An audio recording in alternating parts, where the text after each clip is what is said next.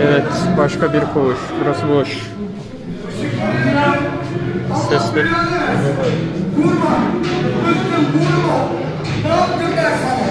Kes sesini sınava! Sus diyorum! Burası dışarıya benzemiyor tabii. Daha güzel kelimelerle anladım. Dinle bak burayı bir dinle.